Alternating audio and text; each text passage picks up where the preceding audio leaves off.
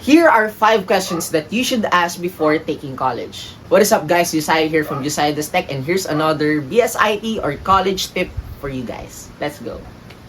Welcome back to my channel, and today we are going to ask ourselves 5 questions before choosing your own career path on taking up college. Here are the different questions that I asked myself personally, and here are some of my experiences during those years na nag-senior high school ako and nag-junior high. So, if you are a high school student and you want to know what is your future career or ano bang mga dapat mong itanong, this is the video for you.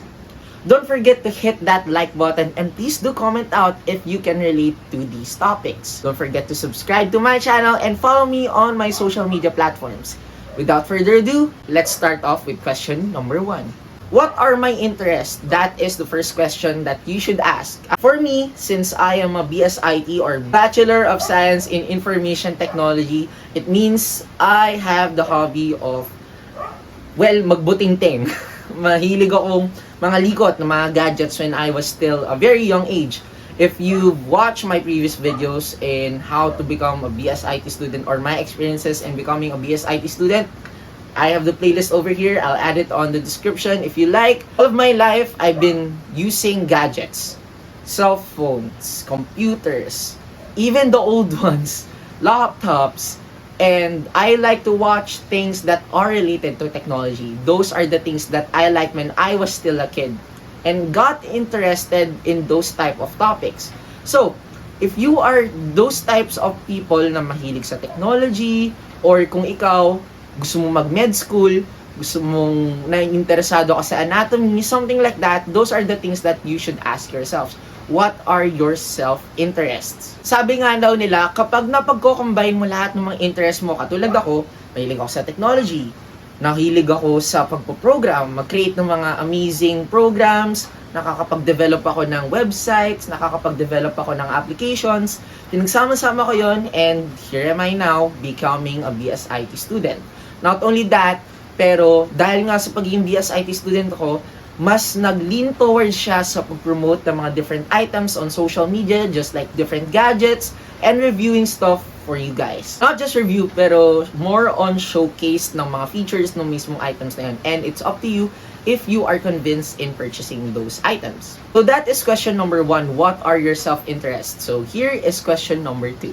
Question number 2 is what gives me confidence or what gives me energy. Try to look at things that you are very passionate about. Like for me, I love to review stuff.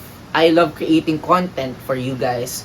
That is the reason why I keep loving BSIT topics or engaging in conversations about technology. Being in a community that has the same interest, that gives me motivation to create more stuff or become more of an influencer and inspire a lot of people in my same field.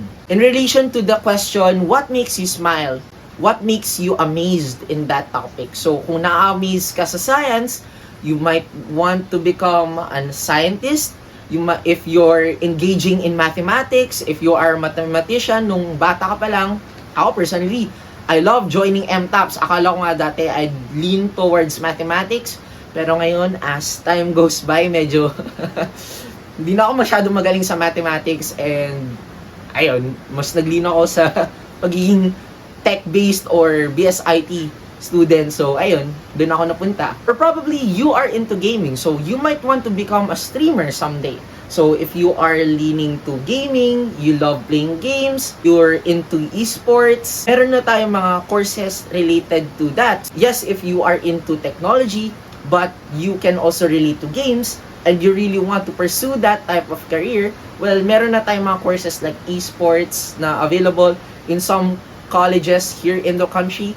So, you might want to research all about those colleges na available para sa esports natin ngayon. Magaling ka sa art, you are into art, or you're really passionate about creating music, about painting, about drawing, you might see that your hobbies might turn into your career. Kapag na-enjoy mo naman yung hobbies mo, pero nakikita mo siya as a way to earn in the future, you might consider that as one of your choices when choosing a course or a program in college. Number 3 question, do I want to pursue something because it is my passion, or you really want to pursue something because it is really practical? So, you are going to be torn between these topics kasi you want to do something that you want to love, or you want to do something because kikita ka dito. So, yun yung pwede mong itanong, na doon ka ba sa mahal mo, or doon ka sa topic na, well, mas malaki yung kita mo in the future after graduation. Para sa akin, go for the middle ground. There is always that middle ground or that gray area that you can combine both. You just have to look for it. Katulad ako, I'm not more of a programmer, but I'm still into the tech side. I love how technology works. To be honest, I'm not good, or some people might say na meron pang mas magagaling sa akin na maging programmer. Pero I still love it. So, do not pumunta sa middle ground. I still go for the programming side. On the hindsight, I still love doing tech content, so I do both. I became a content creator. I'm still a student, so this might still change in the future, pero so far, it's going well. Well, those are the pros and cons that you have to ask yourself. You want to pursue your passion, pero mababa lang yung mismong kikitain mo. You want to pursue art, pero in our country, hindi siya masyadong appreciated. Pero in some countries, mataas and sobrang valuable ng bayad ng mga artist. The hardest part is not choosing the major actually, but what happens next after your college years. Let's just say na ako, nag-BSIT ako. Anong mangyayari sa akin? I'm torn apart becoming a content creator and becoming a full stack developer. In becoming a programmer, I'm assured that mataas ang kita ko dito. If I choose to become a freelancer, I still get paid a lot. In content creation, I wouldn't say that I would last like an eternity. Sa pag-upload dito sa YouTube, hindi ako masyadong consistent, tama ba? And puro nagfo-focus ako sa TikToks and short clips. So yeah, those are the things that I'm considering. So I love my passion creating content, like tech stuff. Pero mas mataas pa rin ang kita dito sa pagiging programmer. So yun ang mga things na kino-consider ko as of this moment. Pero who knows, I might still boom pagdating in the future after 5 years dito sa pag-create ko na content, and baka kumita nga talaga ako.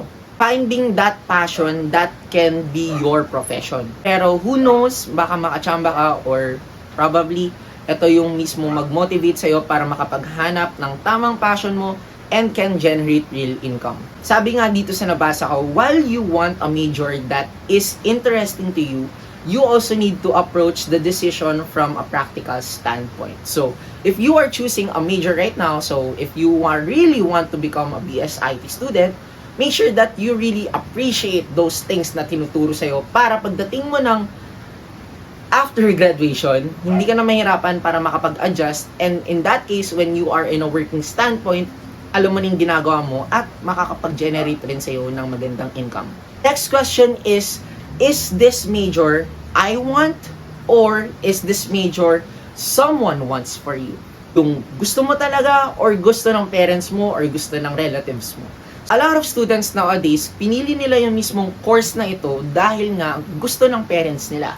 Which is technically wala namang masama. Pero naman kasi, kung i-consider mo guys, ikaw ang mismo mag-work. Sometimes you have to trust your gut in this one. So, if you really love that thing that you want to pursue, maybe it's that time that you really want to go to that path. If you're still confused about these things, maybe you should ask your parents for consideration and what are some of the pros and cons if you really want to pursue that career of yours.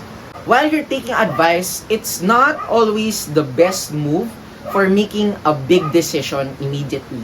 Sabi nga nila, kapag 10 years ba, nakikita mo pa rin yung sarili mo in that type of work? So, pag sinasabi ng parents mo na, gusto kong maging nurse ka, sa tingin mo ba na after 10 years, masaya ka pa rin doon sa mismong work mo? Siguro masaya ka kasi nga mataas nga yung mismong binabayad sa'yo. Or hindi. Di mo sure sa mismong situation na meron ka ngayon. You have to ask yourself, after 10 years, will I be happy with that situation or with that decision, or will I resent with that decision? Next question is, what is the day-to-day like on that job? For me, I am a BSIT student. So if I choose to become a programmer, well, mostly sitting on a chair, always looking in front of a monitor and finding bugs and resolving issues, and not just that, creating more programs. Developing for big companies like Google or Amazon. It depends on your career. If you want to become a teacher, you're going to your school, teaching other students how to do this. You have to consider then yung mismo lifestyle mo. Is it going to benefit you at all, or magiging sobrang gastos mo na dun sa mismo ginagawa mo that you won't generate enough income in those types of work? Try to visualize yourself in that situation. Example, ako, extrovert ako. I really love engaging people.